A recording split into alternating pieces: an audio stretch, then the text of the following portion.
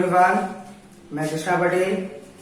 आज सभी के लिए जो 12th बोर्ड में यूपी बोर्ड में अध्ययनरत छात्र छात्राएं हैं, हिंदी मीडियम हो या इंग्लिश मीडियम, आप सभी के लिए आपके पेपर का सिलेबस लेके आया हूँ।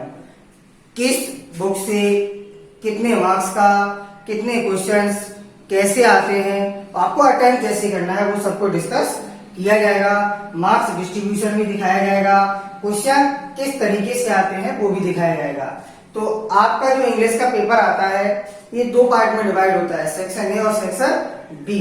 सेक्शन ए 50 मार्क्स का होता है और सेक्शन बी भी आपका 50 मार्क्स का होता है। लिटरेचर पार्ट और लैंड पार्ट, दैट मीन्स आपका बुक से जितना आएगा वो 50 मार्क्स का, और जो ग्रामर से होगा, ग्रामर जो आपके इसमें सिलेबस में है वो जनरल इंग्लिश होती है। जो यूपी बोर्ड में ग्रामर है वो जनरल इंग्लिश होती है। देखते हैं कि फर्स्ट पार्ट में क्या क्या क्वेश्चन आते हैं और कितने मार्क्स से होते हैं। आप लोग इसी के अकॉर्डिंग अपना शेड्यूल बनाइए कि हमने कितना कंप्लीट कर लिया और कितना हमारा रह गया है। तो फर्स्ट आपकी जो बुक होती है प्रोज आपकी बुक होती है, ये 60 मार्क्स की आती है। प्रोज से आपका 60 मार्क्स का होगा, जिसमें फर्स्ट आपका आएगा explanation with reference to the context. एक पैसेज दिया होता है आपको, एक पैराग्राफ दिया होता है एक चैप्टर का, किसी भी चैप्टर में से एक आपको पैराग्राफ आएगा। उस पैराग्राफ में से आपको सबसे पहले रेफरेंस, कॉन्टेक्स्ट और एक्सप्लेनेशन, तीन चीजें लिखनी होती हैं, जिसको हिंदी में बोला जाता है रेफरेंस मतलब संदर्भ, कॉन्टेक्स्ट मतलब प्रसंग और एक्सप्लेनेशन मीन्स व्याख्या। संदर्भ, प्रसंग, व्याख्या कैसे लिखते हैं वो हम लोग आगे डिस्कस करेंगे, लेकिन आपको तीन चीजें आपको इसमें लिखनी है। पहला पैराग्राफ आएगा कोई भी, उसका आपको एक्सप्लेनेशन करना है, जो कि 8 मार्क्स का होता है। 8 मार्क्स का, सबसे ज्यादा मार्क्स है 8 मार्क्स। सेकंड चीज इसी प्रोज से आती है one short answer type question. आपको 2 शॉर्ट आंसर पेपर में दिए होंगे, उसमें से आपको एक अटेम्प्ट करना है, जो कि आपका 4 मार्क्स का होगा। थर्ड चीज प्रोज से आती है फिल इन द ब्लैंक्स भी बोल सकते हैं, वोकैबुलरी बेस्ड क्वेश्चन आते हैं। वोकैबुलरी बेस्ड कैसे होते हैं कि आपको ब्रैकेट में कुछ मीनिंग्स दी होंगी, 3-4 मीनिंग्स दी हुई होंगी, उसमें आपको फिर एक फिल इन द ब्लैंक्स दिया होगा, सेंटेंस दिया होगा जिसमें फिलअप्स होगा बीच में, और उन 4 में से आपको मीनिंग उसमें फिल करनी होगी। और वो मीनिंग आपकी किसी भी चैप्टर की एक लाइन से हो सकती है, किसी भी चैप्टर के एक सेंटेंस से हो सकती है, वो आपको फिल करनी होगी। इसका मतलब आपको चैप्टर पढ़ना अति आवश्यक है, अदरवाइज ये 4 मार्क्स आपके चले जाएंगे। ये 4 मार्क्स बहुत इंपॉर्टेंट है, यदि आपने चैप्टर पढ़ा होगा तभी आप इसको गेन कर पाओगे। तो टोटल 8, 4, 12, 12, 4, 16 आपकी जो प्रोज आ रही है वो 16 मार्क्स की आ रही है। सेकंड आपकी जो बुक होती है फर्स्ट पार्ट में वो 18 मार्क्स की आती है। पोएट्री इसको बोला जाता है, काव्य। वन एक्सप्लेनेशन, वही चीज इसमें से भी एक एक्सप्लेनेशन आता है जिसमें आपको रेफरेंस, कॉन्टेक्स्ट है, इसकी व्याख्या यानी एक्सप्लेनेशन करना होता है। दूसरी चीज one central idea of any one poem, आपको एक सेंट्रल आइडिया लिखना है। 3 पोएम आपको दी होंगी, उसमें से एक सेंट्रल आइडिया, ABC करके आपको 3 पोएम होंगी, उसमें से एक सेंट्रल आइडिया आपको अटेम्प्ट करना है, जो कि आपका 6 मार्क्स का होगा। एक्सप्लेनेशन दोनों ही होंगे जो आपके 8 मार्क्स में होंगे। 8, 8, 16 लिखा होगा, और फर्स्ट नंबर क्वेश्चन में आपको मिलेंगे 8 + 8 16। Next figure of speech. Figure of speech का मतलब अलंकार, हिंदी में इसको अलंकार बोलते हैं। अलंकार भी आपके आते हैं। अलंकार 2 + 2 4, इसका लिखने का मतलब है ये 2 मार्क्स की जो आएगी वो आपकी डेफिनेशन होगी, उसकी परिभाषा। कोई भी अलंकार उसकी परिभाषा, ये 2 मार्क्स का जो होगा वो उसका एग्जाम्पल आपको लिखना होगा।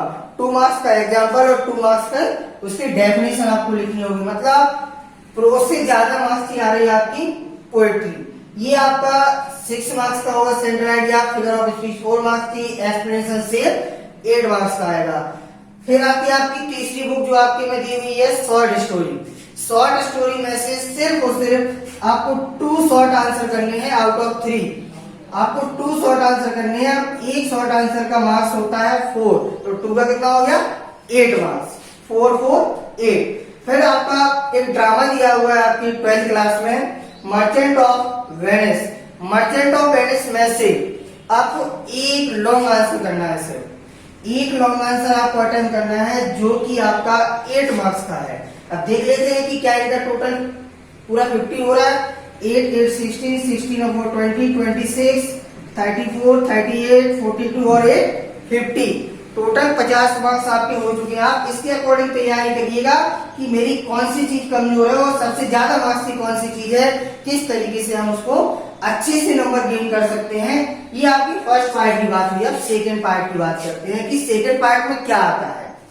तो सबसे पहले देखते हैं direct indirect speech. Direct indirect speech जो होती है वो हर एग्जाम में आती है। कोई 9th 10th 11th 12th competitive exams, हर एग्जाम्स में डायरेक्ट इनडायरेक्ट आपको मिलता ही है। लेकिन आपके बोर्ड एग्जाम में आता है ये 2 मार्क्स का। बोर्ड एग्जाम में आपको डायरेक्ट इनडायरेक्ट 2 मार्क्स का मिलेगा, जिसमें आपको एक सेंटेंस करना होगा। एक सेंटेंस आपका 2 मार्क्स का होगा।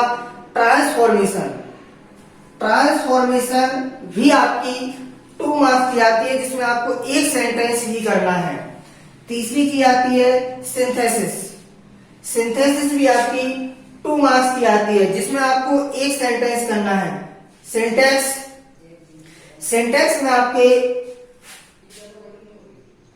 बेबी 2 मार्क्स के आते हैं। इसके बाद सिनोनिम्स, समानार्थी, एंटोनिम्स, ग्लोम्स of homophones, one word substitution, idioms and phrases, transformation from Hindi to English.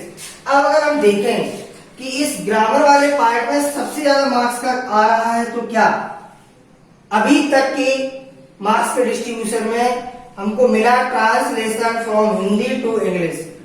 ये कहानी होती है हिंदी में, इसको आपको इंग्लिश में कन्वर्ट करना है, हिंदी से इंग्लिश में बनाना है, जो कि 10 मार्क्स की होती है। फिर आपका आता है ऐसे राइटिंग। अब देखिए ऐसे राइटिंग इससे भी ज्यादा मार्क्स का है, जो कि 12 मार्क्स की है। फिर आता है आपका अनसीन पैसेज। अनसीन पैसेज आता है, उसमें आपको मोरल लिखना होता है, 2 अंडरलाइन मीनिंग होती है और मीनिंग का आपको एक्सप्लेनेशन लिखना होता है, और एक क्वेश्चन होता है जो आपको उसी में से मिल जाएगा। ये आपका अनसीन पैसेज होता है। इसके आपको शॉर्ट आंसर फाइंड आउट करने होते हैं। तो ये भी आपका 50 मार्क्स का डिस्ट्रीब्यूशन हो चुका है। देखिएगा 2 2 4 4 2 6 6 2 8 8 3 11 3 14 2 16 3 19 22 22 और 10 32 32 और 6 38 38 और 12 50। टोटल 50 मार्क्स का आपका ये हो चुका है। अब आपको देखना है कि मार्क्स हम कहां पर गेन कर सकते हैं। आपको मार्क्स गेन करने के लिए मैं बताता हूं ग्रामर में सबसे पहले क्या करना है। आपको सबसे पहले सेंटेंस आना चाहिए, सेंटेंस के बाद आपको टेंस आना चाहिए।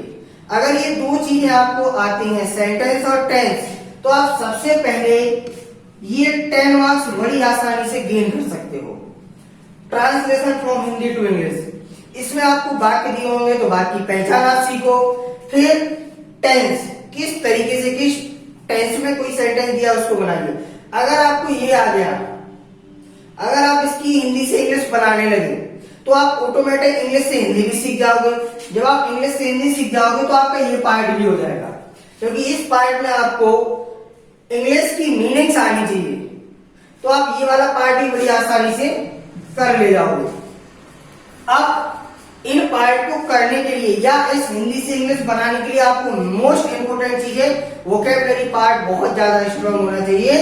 तो वोकैबुलरी पार्ट आपका तभी स्ट्रांग हो पाएगा बच्चों जब आपको सिनोनिम्स, एंटोनिम्स, होमोफोन्स आते हैं। अगर आपको ये आते हैं तो आपको 100% ये आप बना ले जाओगे। अच्छे मार्क्स गेन करने के लिए क्या करना है, सेंटेंस, टेंस और वोकैबुलरी, ये 3 चीजें आपने 4 चीजें सीख ली, 3 और आपका टेंस और सेंटेंस। तो आप ये 10 मार्क्स के साथ साथ अब आओ फर्स्ट पार्ट पर। ये 10 मार्क्स आपको कहां कहां फायदा दिलाएंगे वो बताता हूं। एक्सप्लेनेशन करना है। हम लोग यूपी बोर्ड के हैं तो हम लोग कोशिश करते हैं कि उसी को हिंदी में याद कर लेते हैं।